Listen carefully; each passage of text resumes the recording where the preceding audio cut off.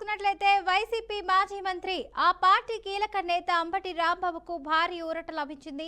మరో కేసులో బెయిల్ మంజూరైంది. ఇక Guntur municipal senior civil judge court బుధవారం 2023లో సత్తెనపల్లి సంక్రాంతి సంబరాల లక్కీ డ్రా కేసులో బెయిల్ మంజూరు చేస్తూ తీర్పునిచ్చింది.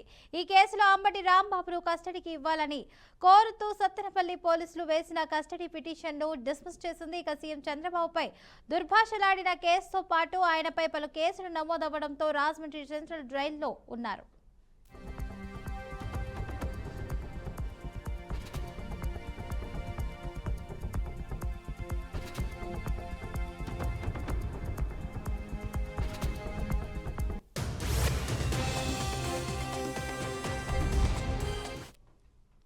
మెడికల్ కాలేజీ ప్రైవేటీకరణకు వ్యతిరేకంగా నిరసనలు చేస్తూ సమయంలో పోలీసులపై బెదిరింపులకు పాల్పడ్డారంటూ పట్టాభిపురం పోలీసులు నమోదు చేసిన కేసులో ఈ నెల 11న బెయిల్ మంజూరైంది. గుంటూరు ఎక్సైజ్ కోర్టు బెయిల్ ఇచ్చింది. ఆ తర్వాత సంక్రాంతి సంబరాల లక్కీ డ్రా కేసులో పీటీ వారెంట్ జారీ అవడంతో ఆయన విడుదల ఆగిపోయింది.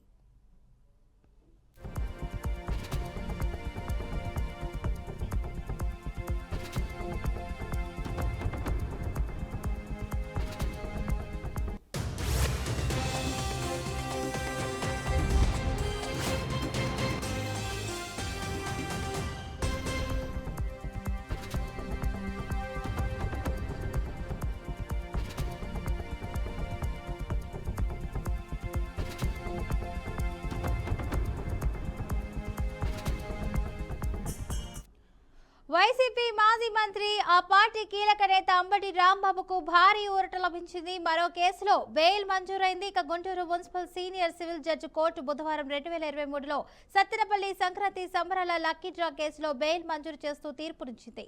ఈ కేసులో అంబటి రాంబాబును కస్టడీకి ఇవ్వాలని కోరుతూ సత్తెనపల్లి పోలీసులు వేసిన కస్టడీ పిటిషన్ను డిస్మిస్ చేసింది. ఇక సీఎం చంద్రబాబుపై దుర్భాషలాడిన కేసుతో పాటు ఆయనపై పలు కేసులు నమోదవ్వడంతో రాజమండ్రి సెంట్రల్ జైల్లో ఉన్నారు.